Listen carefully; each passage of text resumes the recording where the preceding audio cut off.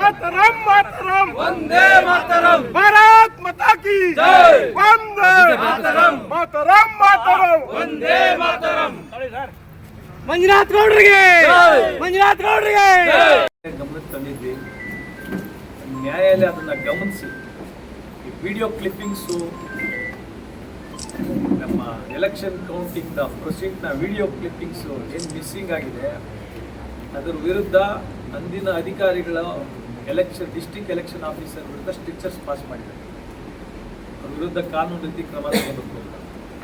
ಆಮೇಲೆ ಏನು 17C form 113 signatures missing ಆಗಿದೆ, ಅದನ್ನು ಕೂಡ ಗಮನಿಸಿ ನಾವು ರೀಕೌಂಟಿಂಗ್ ಕೇಳಿದ್ವಲ್ಲ ಅದನ್ನು ಇವರು ಆರ್ಡರ್ಸ್ ಪಾಸ್ ಮಾಡದೆ ಏನು ಎಲೆಕ್ಷನ್ ರಿಸಲ್ಟ್ನ ಘೋಷಣೆ ಮಾಡಿದ್ರು, ಇದನ್ನೆಲ್ಲ ಗಮನಿಸಿ ಈ ಎಲೆಕ್ಷನ್ನೇ ಅಸಿಂಧು ಅಂತ ಘೋಷಣೆ ಮಾಡಿದ್ದಾರೆ.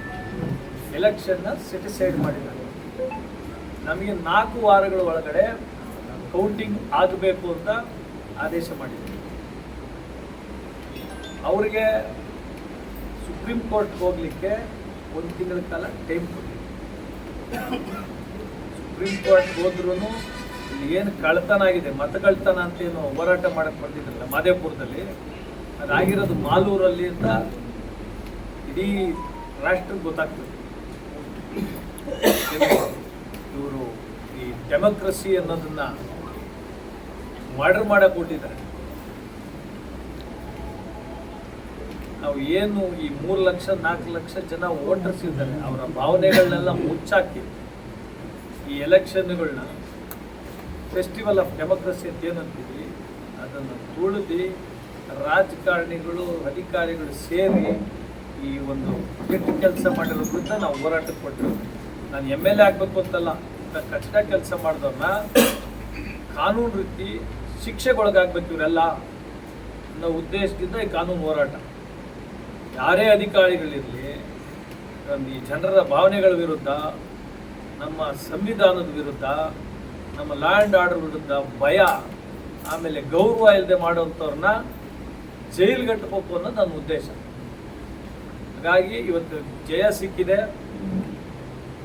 ನಮಗೆ. ಈ 4 ವಾರಗಳೊಳಗಡೆ ಏನು ಕೌಂಟಿಂಗ್ ಮಾಡಬೇಕು ಅಂತ ಹೇಳಿದ್ದಾರೆ, ಕೌಂಟಿಂಗ್ ಆದರೆ 100% ನಮಗೆ ಆಶಾವಾದಿಯಾಗಿದ್ದೀನಿ, ನಾವು ಗೆದ್ದೇ ಗೆಲ್ತೀವಿ. ಕಟ್ಬೇಡ್ರಿ, ಏನಾರ ಇದ್ರೆ ನೀವು ಹೇಳ್ಬೇಕು, ಪೂರ್ತಿ ಕುಲಂಕುಷವಾಗಿ ಹೇಳಿ ಸರ್. ಮತ ಕಳ್ಳತನ ಹೇಗಾಗಿದೆ ಸರ್, ಮತ ಕಳ್ಳತನ ಹೆಂಗಾಗಿದೆ ಅಂತ ಹೇಳೋಕ್ಕೆ 108 ಇದೆ. 113 ನಮ್ಮ 17C ಫಾರಲ್ಲಿ ನಮ್ಮ ಸಿಗ್ನೇಚರ್ಸೇ ಇಲ್ಲ, ನಮ್ಮ ಏಜೆಂಟ್ ಸಿಗ್ನೇಚರ್ಸ್. ಅವರು ಟ್ಯಾಬ್ಲೇಷನ್ ಮಾಡಬೇಕಾದ್ರೆ ಏನು ಬೇಕೋ ಬರ್ಕೋಬೋದು. ನಾವು ಅದನ್ನು ತೋರಿಸಿದ್ದೀವಿ. ಇಂಡಿಪೆಂಡೆಂಟ್ಸು 10-15 ಜನ ಇಂಡಿಪೆಂಡೆಂಟ್ಸ್ ಕ್ಯಾಂಡಿಡೇಟ್ಸ್ ಇರ್ತಾರೆ, 20 ಓಟು 30 ಓಟು 40 ಓಟ್ ತಗೊಂಡಿರ್ತಾರೆ. ಅದನ್ನೆಲ್ಲ ಇವರಿಗೆ ಗೆದ್ದಂಥವ್ರಿಗೆ ಹಾಕೋದನ್ನು ಟೋಟಲ್ ಕರೆಕ್ಟಾಗಿ ಬರುತ್ತೆ. ಯಾಕೆಂದರೆ ಇಂಡಿಪೆಂಡೆಂಟ್ಸ್ಗೆ ಕೇಳೋರು ಇರಲ್ಲ, ಏಜೆಂಟ್ಸ್ ಇರಲ್ಲ, ಕೆಲವರೆಲ್ಲ ನಾಮಕಾವಸ್ಥೆ ಹಾಕ್ಬಿಟ್ಟಿರ್ತಾರೆ. ಆ ಓಟ್ಸ್ ಎಲ್ಲ ಕೆಲವು ಕಡೆ ಮೋಸ ಆಗಿದೆ ಅನ್ನೋ ನಮ್ಮ ಗಮನಕ್ಕೆ ಬಂದಿದೆ. ಅದನ್ನೇ ನಾವು ಅವತ್ತು ಕೇಳಿದ್ವಿ. ಆಮೇಲೆ ಇದನ್ನೆಲ್ಲ ಪುಷ್ಟಿ ಕೊಡೋ ರೀತಿಲಿ ಏನಂದರೆ, ಇಷ್ಟು ನಡೆದಿರೋಂಥ ಕೆಲಸಕ್ಕೆ ವಿಡಿಯೋ ಇರುತ್ತೆ, ಎಲ್ಲ ವಿಡಿಯೋ ರೆಕಾರ್ಡಿಂಗ್ ಆಗಿರುತ್ತೆ, ಅದೇ ನಾಶ ಮಾಡಿದ್ದಾರೆ. ಹಂಗಾಗಿ ಅಲ್ಲೇ ಕಳ್ತನ ಆಗಿರೋದು. ಮಾರ್ಜಿನ್ ಆಫ್ ವೋಟ್ಸ್ ತುಂಬ ಕಡಿಮೆ ಇದೆ. ಆಮೇಲೆ ಇನ್ವ್ಯಾಲಿಡ್ ವೋಟ್ಸು 200 ಆಡಿದೆ. ನಮಗೆ ಒಂದು ಬೂತಲ್ಲಿ 1 ವೋಟ್ ಈ ಕಡೆಯಿಂದ ಆ ಕಡೆ ಹೋದ್ರೂ ನಾವು 300 ವೋಟಲ್ಲಿ ಗೆಲ್ತೀವಿ. ಹಾಗೆ ಎಲ್ಲಿ ಕಳ್ತನ ಆಗಿದೆ ಅನ್ನೋದು ನಿಖರವಾಗಿ ಹೇಳೋಕ್ಕಾಗ್ತಲ್ಲ. ಏನೇನು ಪರ್ಮಿಟೇಷನ್ ಕಾಂಬಿನೇಷನ್ಸ್ ಏನೇನಿದೆ, ಪಾಸಿಬಿಲಿಟೀಸ್ ಇದೆ ಅಂತ ಹೇಳ್ತೇವೆ. ನಮ್ಗೆ ಎಲ್ಲಿ ಅನುಮಾನ ಮೂಡೋದು ಅಂದರೆ, ಒಬ್ಬ IAS ಆಫೀಸರ್ಸ್ ಇಷ್ಟು ವಿಡಿಯೋ ಒಂದಲ್ಲ 20-30 ಕ್ಯಾಮ್ರಾಸ್ ಇರುತ್ತೆ ಅಂತ ಹೇಳಿ, ಅಷ್ಟರದ್ದು ಹಾರ್ಡ್ ಡಿಸ್ಕೆ ಮಿಸ್ಸಿಂಗ್ ಅಂತ ಹೇಳಿದ್ರೆ ಅನುಮಾನ ಬರೋದು ಸಹಜ ಅಲ್ಲ.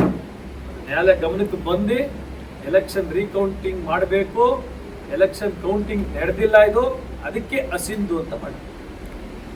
ಸರ್, ನೀವು